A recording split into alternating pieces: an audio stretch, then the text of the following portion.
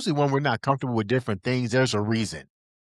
There's a bigger picture. But how are you navigating everything now? Now one of as a keynote speaker, one of my foundational phrases is the story you tell yourself changes everything about yourself. And so the story I tell myself now gives me confidence. I've had 3 different birth stories in my life. When you don't know your birth story, you make one up. I made one up as a child. I made one up in my 30s, and I have the one I carry now.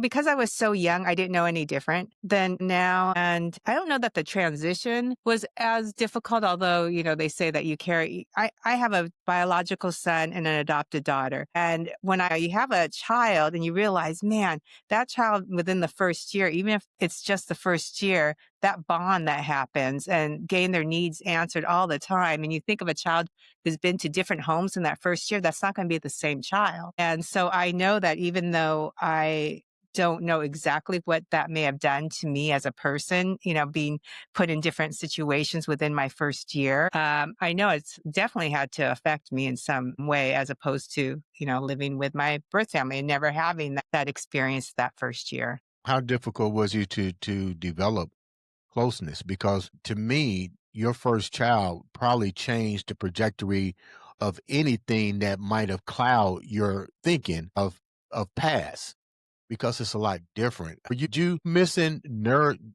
How can I put this the right way that makes sense?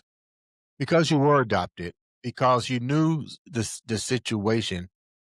Were you longing for attention, or it just didn't bother you at all? Well, I'm an only child, so yeah, I like the attention. But I think there was, I went through a divorce not too long ago, and I was married for 27 years, and I didn't realize until after this divorce that I'm codependent.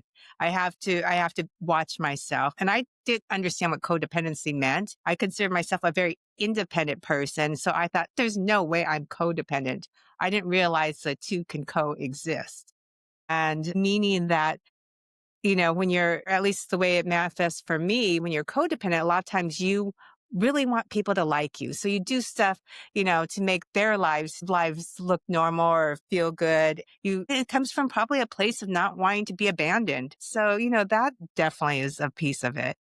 Made you think that? Give me an example. What made that's curious. Let's go a little deeper. What made you think that you was codependent? Because talking to you right now and all the things that you've accomplished, I didn't like you said, I didn't know the two can coexist.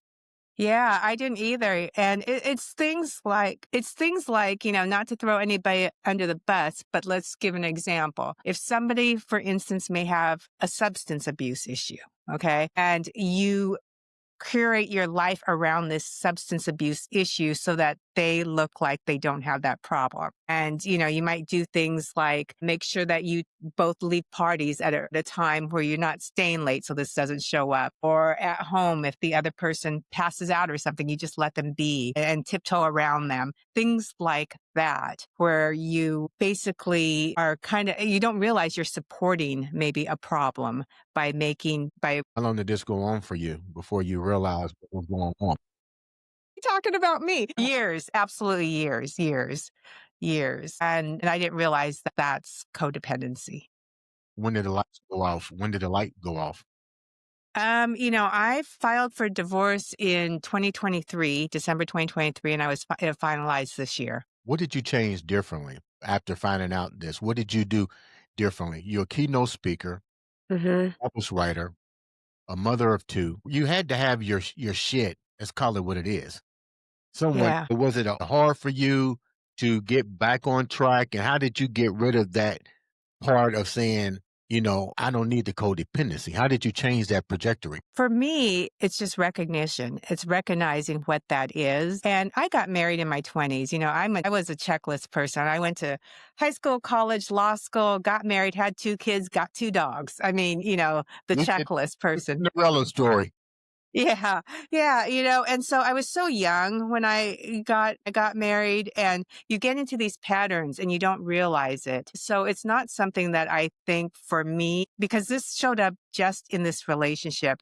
It doesn't fortunately show up for me in other relationships I have with friends or, even with my children. So it was relationship specific and something the way we learned how to navigate around this relationship with one another. But for me, it's recognition, recognition. I think we all need to realize that it is recognition.